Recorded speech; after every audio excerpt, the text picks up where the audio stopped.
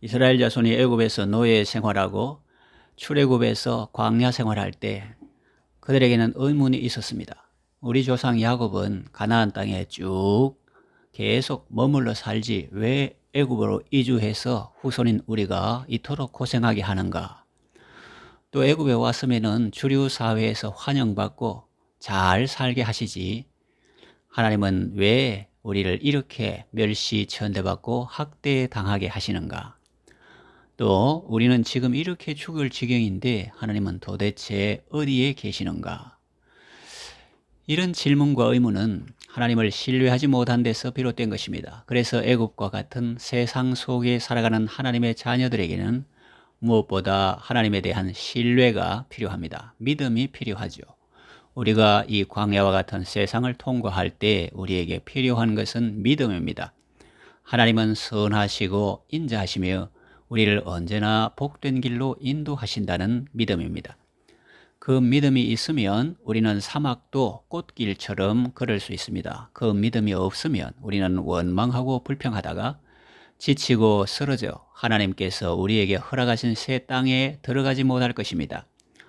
하나님을 신뢰하지 못하고 하나님을 의심하고 하나님에 대하여 질문하는 이스라엘 자손들에게 오늘 우리가 읽은 본문 말씀은 좋은 교훈이 될 것입니다.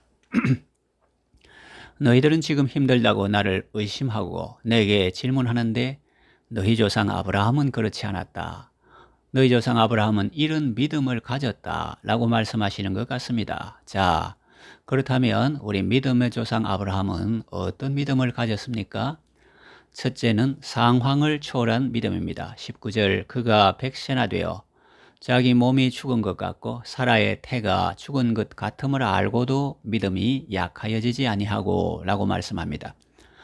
아브라함의 믿음은 상황에 갇힌 믿음이 아니었습니다. 보통 사람들은 자기가 젊고 건강해야 아들을 낳을 수 있고 또 아내인 여성도 경수가 끊어지지 않아야 아들을 낳을 수 있다고 생각합니다.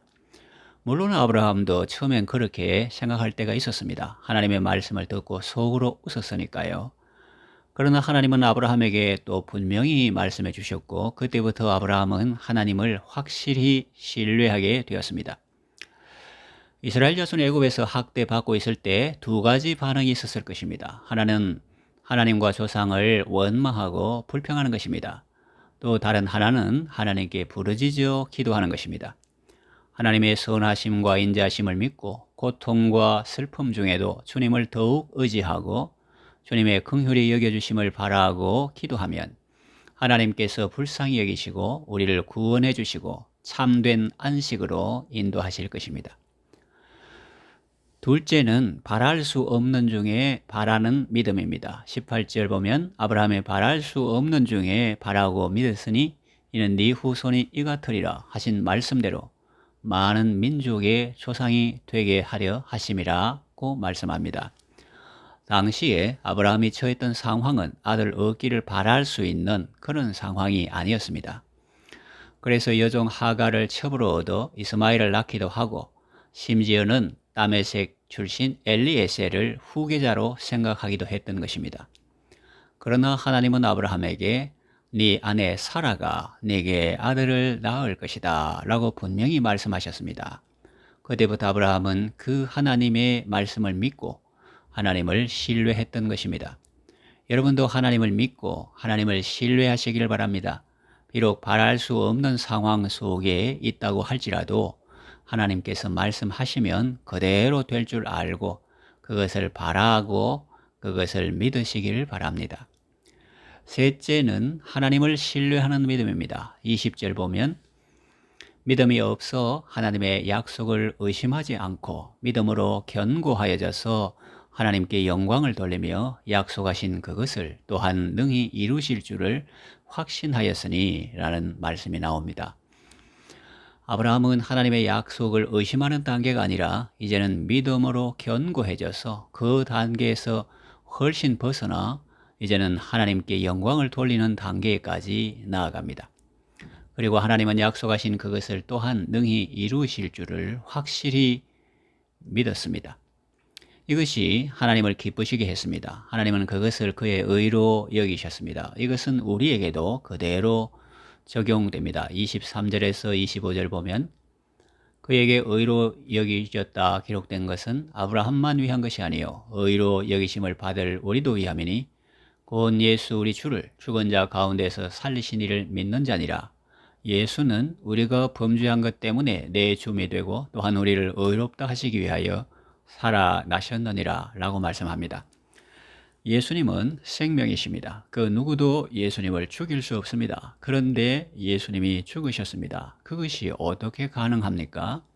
그것은 오직 생명이신 예수님이 스스로 목숨을 내줄 때 가능합니다.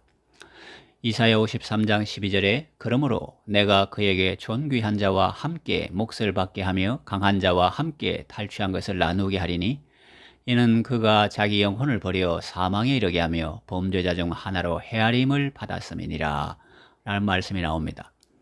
예수님은 자기 영혼을 버려 사망에 이르게 하셨습니다. 그래서 십자가에 달려 죽으신 것입니다. 겉으로 보면 유대교 교권자들의 손에 죽임을 당한 것 같고 또 그들 배후에 있는 사탄이 조종한 것 같지만은 그 속을 보면 예수님의 자원하심이 있었고 하나님의 사랑이 있었던 것입니다. 이것을 이야기로 풀어보면 다음과 같습니다. 우리는 죄악의 구렁텅이에 빠져 죽어서 누워있던 자였습니다. 허물과 죄로 죽었던 우리들이지요. 그런데 어떤 분이 그 구덩이에 내려오셨습니다. 그 진창에 내려오셨습니다. 그리고 자기의 몸과 나의 몸을 하나로 꽁꽁 묶으셨습니다. 허물과 죄로 죽었던 나의 자리에까지 내려오셔서 내가 받아야 할 형벌을 대신 다 받으셨습니다. 그가 찔림은 우리의 허물을 인하며 그가 상함은 우리의 죄악을 인함이라고 했죠. 그런데 놀라운 일이 일어났습니다. 하나님께서 예수님을 죽은 자 가운데서 다시 살리셨습니다.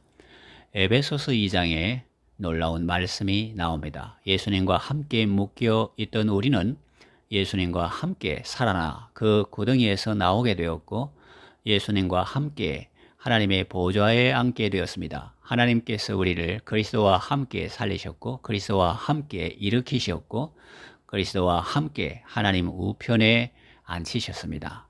이 얼마나 놀랍고 감사한 일입니까? 여러분 하나님을 신뢰하시고 또 하나님이 약속하신 것은 반드시 이루실 줄로 확실히 믿으시기를 바랍니다. 이제 말씀을 정리하며 맺으려고 합니다.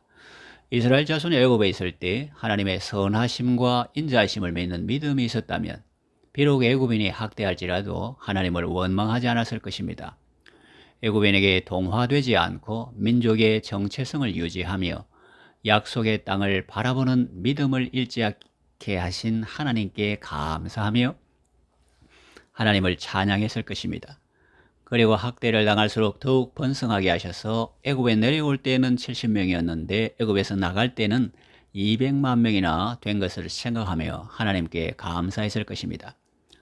이 사실은 오늘 이 세상을 살아가는 우리에게도 그대로 적용될 수 있습니다. 현재 상황만 보면 힘들고 어려워서 하나님의 의도를 의심하고 하나님과 조상을 원망하며 불평할 수 있습니다.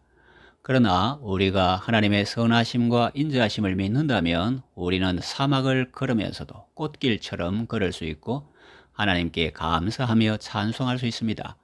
우리의 믿음은 하나님을 기쁘시게 합니다. 우리는 믿음으로 온 세상을 이길 수 있습니다. 그러니 여러분 모두 주 예수를 믿는 믿음으로 언제나 감사하며 승리하는 삶을 사시기를 바랍니다.